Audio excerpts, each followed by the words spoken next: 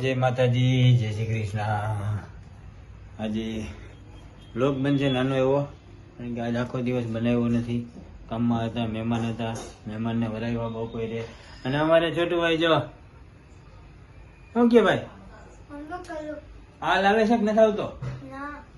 તો સારું જો નથી ને વાંધો, મજા આવે છે। કેટલું બાકી રહ્યું?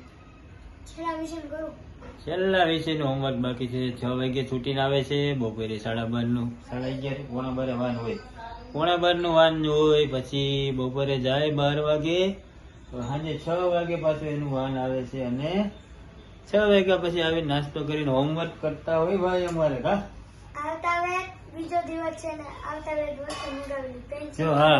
હા, હજી તો ભણવાનું ચાલુ થયું ને, તો એને મગાવવાનું બધું ચાલુ થઈ ગયું। પેન્સિલ ઘટે, ઇરેઝર ઘટે, ચાલુ ને ચાલુ હોય। કા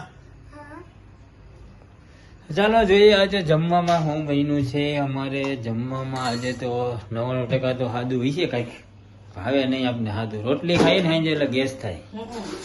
તો શું છે મેડમ આપણે જમવામાં સાદું હો? શું બનાવ્યું?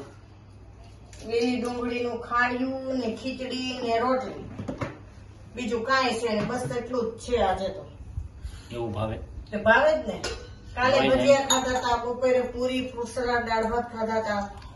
હોય ન ભાવે એવું આવું જો આવું ઘાસ ભૂસા મોં મજા આવે। રોજ સાંજે નવું નવું હોય તો મજા આવે। કાલ બનાવી દઈશ, કાલ પીઝા ખાવા લઈ જઈશ। અરે બુધવારે પીઝામાં વારો આવે આપણો।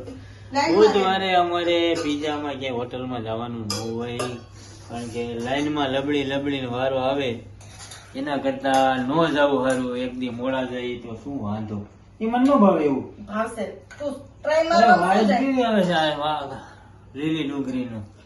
ટ્રાય મારવામાં શું જાય પણ? ટ્રાય નથી મારવી, મારે ખાવું જ ના। ના મને ખાવું ન તો ભાવે પડશે, જો લીલી ડુંગળીનું। એટલું તો ખાવું જ પડશે। અરે પણ તું તો ખરાય લીલી ડુંગળીનું શાક બનાવ્યું છે, પણ આપને ભાવતું નથી એવું। ઘાસ ભૂસા નો મજા આવે।